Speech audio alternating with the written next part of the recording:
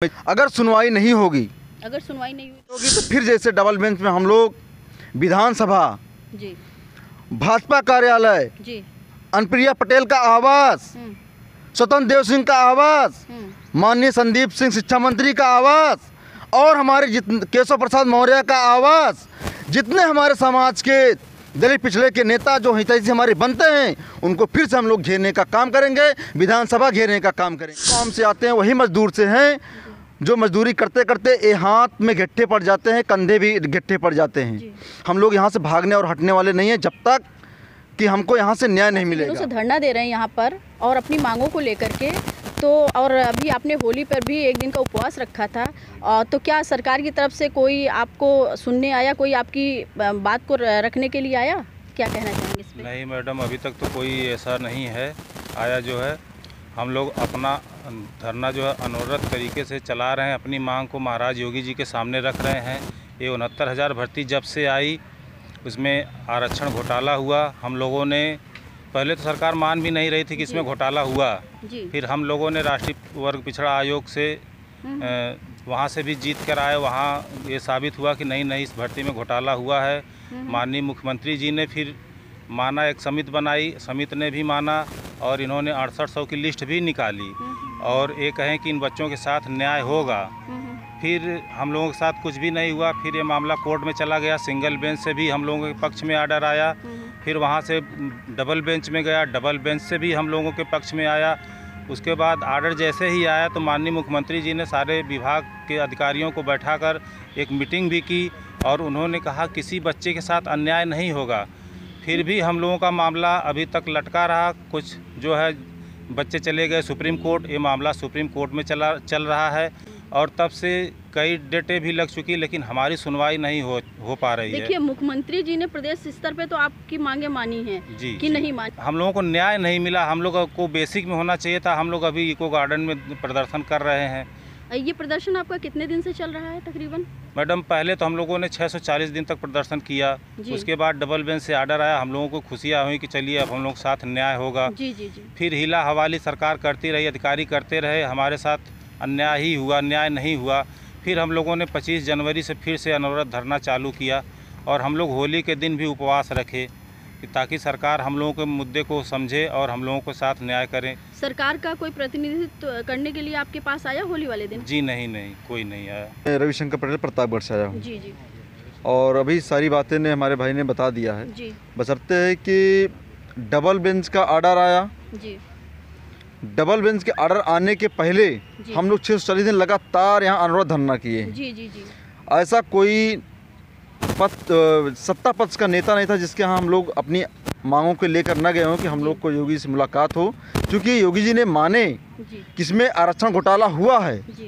अपने बेसिक शिक्षा विभाग के अधिकारियों के साथ बैठाकर उसके साथ फिर माननीय उच्च न्यायालय हाईकोर्ट डबल बेंच ने आर्डर दिया कि आरक्षण घोटाला हुआ है और इस लिस्ट को जो है फिर से करते हुए इन बच्चों को नियुक्ति दी जाए, इसमें जो विसंगति जो आरक्षण घोटाला हुआ है।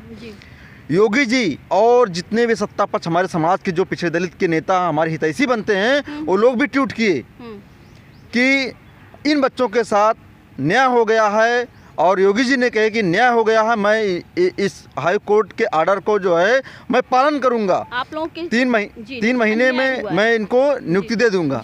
मगर उसके बाद 1 महीने तक हीला हवाली करते करते अब चाहे जो चयनित जो नियुक्ति पा गए हैं शिक्षक उनके द्वारा या किसी अधिकारियों के द्वारा उनको सुप्रीम कोर्ट में भेज दिया गया है कि ये पिछले दलित बच्चे हैं, इनको ऐसे लथेड़ते रहिए, इनको लथेड़ते कब तक लड़ेंगे, इनको एक समय हार मान के अपने आप घर बैठ जाएंगे। मगर हम सरकार से निवेदन कर रहे हैं कि हम वही कौम से आते हैं, वही मजदूर से हैं जो मजदूरी करते करते ये हाथ में गट्ठे पड़ जाते हैं, कंधे भी गट्ठे पड़ जाते हैं।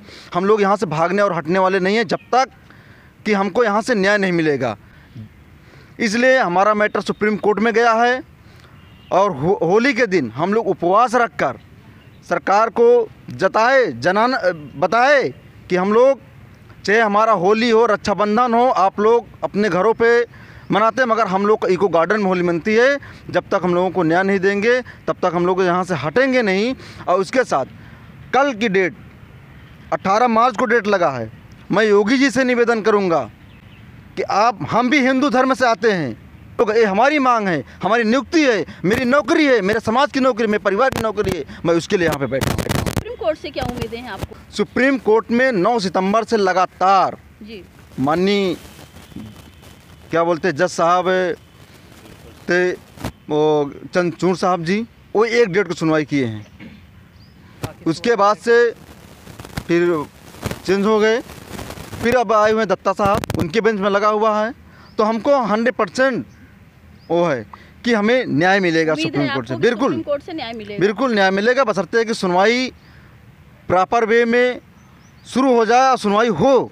कल की डेट में सुनवाई होगी तो हमको निश्चित है कि हमारी मांगें पूरी हो जाएंगी, सुनवाई हो जाएगी। हमें अगर सुनवाई नहीं होगी, अगर सुनवाई नहीं हुई तो क्या हुआ? सुनवाई नहीं होगी तो फिर जैसे डबल बेंच में हम लोग विधानसभा, जी भाजपा कार्यालय, जी अनुप्रिया पटेल का आवास, स्वतंत्र देव सिंह का आवास, माननीय संदीप सिंह शिक्षा मंत्री का आवास और हमारे केशव प्रसाद मौर्य का आवास, जितने हमारे समाज के दलित पिछड़े के नेता जो हितैषी हमारे बनते हैं, उनको फिर से हम लोग घेरने का काम करेंगे, विधानसभा घेरने का काम करेंगे।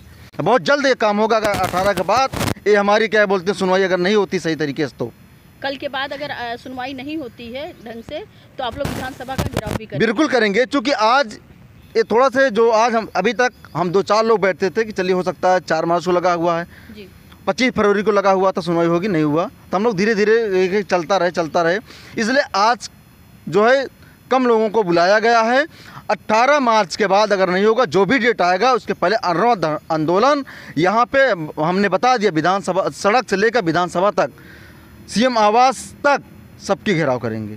कल जो सुनवाई है सुप्रीम कोर्ट में, उस पर आपका क्या कहना है? आशा तो हर बार रहती है मैम, हर बार, लेकिन निराशा ही मिलती है। 16 बार लगातार सुनवाई की डेट आई लेकिन सुनवाई नहीं हुई। बहुत निराशा है और सरकार इसमें अपने तरफ से कोई प्रयास नहीं कर रही है। जब डबल बेंच का फैसला आया था तो सरकार ने कहा था कि हम बच्चों के साथ हैं, अभ्यर्थियों के साथ हैं, किसी के साथ अन्याय नहीं होगा, लेकिन हम लोगों के साथ अन्याय हो रहा है। और 6 साल से हम लोग लड़ रहे हैं, हर बार जीतते हैं, चाहे राष्ट्रीय पिछड़ा वर्ग आयोग से हो, राज्य पिछड़ा वर्ग आयोग से हो, और चाहे सुप्रीम कोर्ट, हाई कोर्ट से। मांगे क्यों नहीं मानी जा रही हैं? आप सुप्रीम कोर्ट तक पहुंच गए हैं, आपकी मांगे क्यों नहीं मानी जा रही? सरकार क्यों नहीं मान रही? मैम इसीलिए तो हम लोग हताश निराश, हम लोग समझ नहीं आ रहा कहाँ से दिक्कत है। हर बार जब जीत भी रहे हैं, सब कुछ हम लोगों के फेवर में, हम लोग पक्ष में है, सरकार भी कहते हैं हम आपके साथ, आपके पक्ष में, लेकिन क्यों नहीं हो रहा है? इसीलिए तो हम लोगों को धरने के लिए आना पड़ता है बार बार। कहना चाहेंगे कि सरकार पिछड़ा वर्ग विरोधी है? जी मैम, ये तो नहीं हम कह सकते। सरकार तो बार बार यही दिखाती है कि हम पिछड़ा वर्ग के साथ हैं, किसी के साथ अन्याय नहीं होने देंगे, किसी अभ्यर्थी को हम इस तरह से नहीं छोड़ेंगे। लेकिन जब मामला आता है सुनवाई का तो सरकार वहाँ उपस्थित नहीं रहती है, न सरकारी वकील रहते हैं। हर बार हम लोगों को धोखा मिलता है, हर बार हम लोगों को निराशा मिलती है।